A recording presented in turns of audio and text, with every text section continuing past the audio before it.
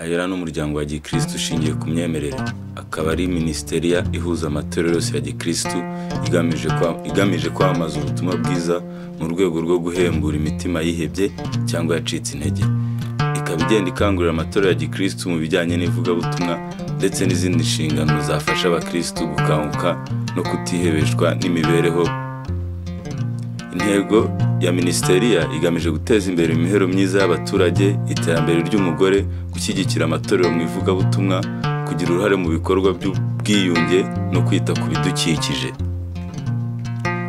Ibikorwa by'umuryango byiganje ahanini mu gukangurira abaturage iterambere n'imibereho myiza, uburezi, ubuhinzi n'ubworozi, gufasha abatishoboye n'imfubyi, abapfakazi n'abana bo mu muhanda, guharanira iterambere ry'umugore, kwihangira imirimo no kurwanya icyorezo cya sida n'ibindi byorezo, gushyigikira amatorero mu ivugabutumwa hakoreshejwe ibiterane, radio na televiziyo, sinema n'amahugurwa mu ngeri zose ndetse n'inyigisho za Bibiliya, teolojiya. Ahera ikorera mu karere ka Gasabo, mu murenge wa Kacyiru, akagari ka Kibazo, umudugudu wa Virunga.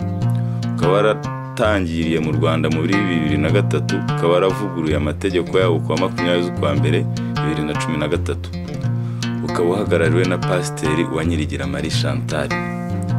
Ahera Ministry ifite icyemezo cyo gukoreraho yahawe na RGB nomero bar 090 RGB bar RBO bar LP bar 01 bar 2020, hakurikijwe itegeko nomero 72 bar 2018 yo kuwa 31 z'ukwa 8 2018. Kandi ukaba ukorera ku mugaragaro mu turere twose tugize igihugu cy'u Rwanda. Urwego rwo kwegereza ibikorwa bya Ahera abanyarwanda nk'uko bimwe mu byo igamije harimo no guteza imbere imibereho myiza y'abaturage, iterambere ry'umugore. Ahera Ministry yateguye amahugurwa ku nshuro ya 2 y'abahoze mu buraya n'abakiburimo kubera bimwe mu bibazo bashishikarizwa kubireka kubera ko hari ibibazo bikurikira: usanga abagore n'abakobwa bandare mu midugudu babyaragura abana badafite base, bakwirakwiza ibyorezo ubwandu bwa sida, barateza umutekano muke aho batuye kubera ubusinzi barwana. Reka dukurikirane uko ayo mahugurwa yari ameze. Indatwa za Kacyiru yabereye kuri twandika nyine tubashakisha.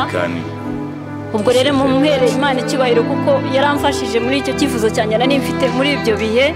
Icyubahiro ni cy'Imana. Muhe Imana amashyi cyane. Urakoze. Twese duhe Imana icyubahiro.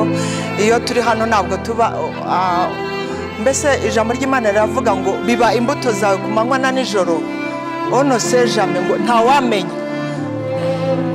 ntawamenya irizera. Nubwo bimeze gutyo ugenda ubibushakisha, ariko kuko umurimo ari uw'Imana, Imana akaba ariyo yihesha icyubahiro. Ngwino mama, Imana imuhe umugisha, n'umugore mwiza cyane ugira impuhwe. Abana muze hano Imana akaba ariyo yigirira. Uyu nawo ni umusaruro wa Ahera. Iyo tubonye ibintu nk'ibyo tumva tunezerewe. Nta mafaranga tugira, ariko tugakora ubuvugizi, abayafite bakaza bagakora. Ubuse bakurikiranye ijambo ry'Imana rihindura imitima yabo. Amen. Ubashe kugira ubugingo. Imana ngo yitaye mu buzima uri bucamo, nubwo yitaye ku byaha waciyemo, yitaye ko wumva ijambo ugahindukira. Ijambo uri naratangaye. Iyo umuntu ari mu mwijima ntago amenya ko ari mu mwijima.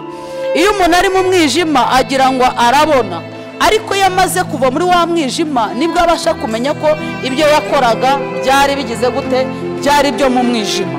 Niyo mpamvu iyo umuntu ahumutse abasha kuvuga ati imyaka namaze kuki ntari naramenye, nuko igihe cyari kitaragera. Hamwe no kwikomeza kuri Kristo bizatumira ijambo ari gutegura aho ugomba kuba. Aho ibyo urimo byose, ibibazo byawe urimo byose, pfukama ubibwira Imana, Imana nayo izakumva.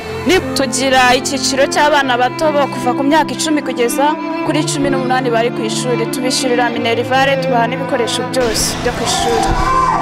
Murabona ko twagize ibihe byiza nkuko twatangiye tubivuga. Mwabonye ko inzego zitashoboye kuboneka, ariko turahari.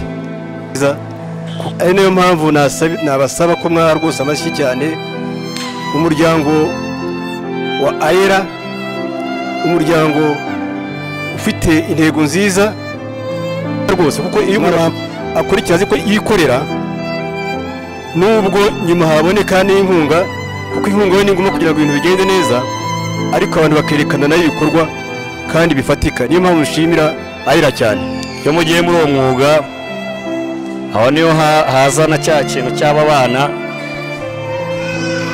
dushiduka bageze mu muhanda nabo. Rero iyo kiba kituraje inshinga nuko mutawujyamo. Twahoze arabaza babivuga ariko nanjye ndanabyemera kuko ni nako biri. Ntabwo burya mbere yo gushinja umuntu ujya umenya inzira yaciyemo kugira ngo agere kuri icyo gikorwa uri gushaka kumushinjaho. Ariko nanone burya gukosa si ikosa, ariko iyo warimenye ukanambira ukarigumamo, aho ni ikibazo. Uyu muryango rero wabahaye amahugurwa, amaze iminsi babaganiriza, namwe mwite mubitekerezaho, munitekerezaho, mufata icyemezo cyo kureka uwo mwuga w'uburaya. Icyemezo cyiza cyane. Jewe mu buzima bwanjye numvaga ndetse n'uburaya nta n'ikindi kintu nakora, ariko mu by'ukuri naraburetse nkora ubuzunguzayi, nangira nzunguza amafi, isambaza, birakunda. Ngubu hari n'ahantu nafashe akaryango nkoreramo resitora, rwose mbona ntacyo bimpaye. Mbonayo nabashishikariza kwiga cyane kugira ngo tugire uko twamenya iterambere ry'igihugu, cyangwa se uko bava mu mico mibi. Yego. Iryo jambo nari mbafite. Abanyarwanda hanze aha bafite imyumvire itameze neza se cyangwa amarangamutima apfuye. Tubasha rero kubahembura dukoresheje ijambo ry'Imana, cyane cyane tubasubiza mu buzima bwiza, mu muryango nyarwanda, kwikunda, gukunda igihugu, gukunda itorero, tubukoresheje ijambo ry'Imana, ariko tukagira n'abafasha myumvire babagarura mu nzira nziza. Ubu dufite iri tsinda mubonye, ni itsinda ry'abantu bahoze ari indayi, abakibirimo, abashaka kubisohokamo, abari kurwana n'iyo ntambara. Namwe murabizi, hari n'uba anywa akayoga kukavaho bikamugora, unywa itabi kuvaho bikamugora, buri kimwe cyose. Mbese ni gahoro gahoro uko bagenda bumva bikundaho, bahakeya, baganiriza, nabo bakaba babasha kubivamo.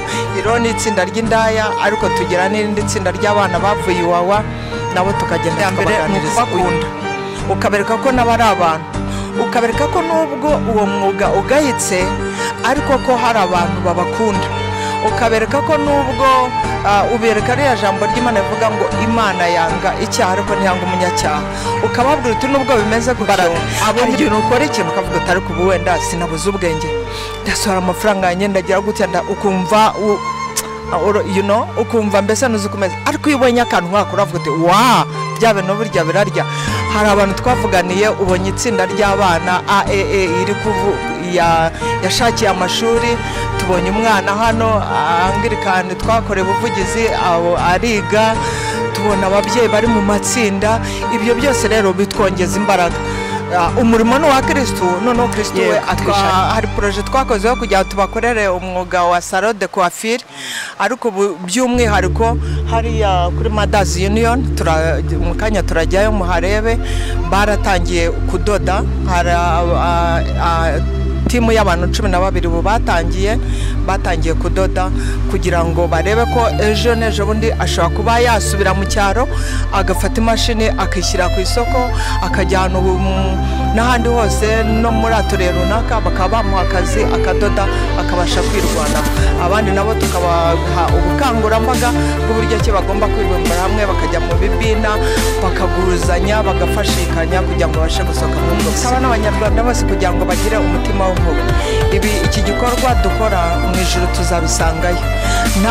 Kuba Imana yaraguhaye umugisha ukarya wenyine, aba bantu tureba nibo babyara bariya bana, aba bana bakaba aribo baba bariya ba mayibobo, bigatuma ejo igihugu cyacu tutagisigira umurage mwiza. Byaba byiza rero twese dufatikanyije kugira ngo tubashe kubaka igihugu cyacu, twubake itorero ry'Imana, twubake n'imiryango yacu. Murakoze cyane.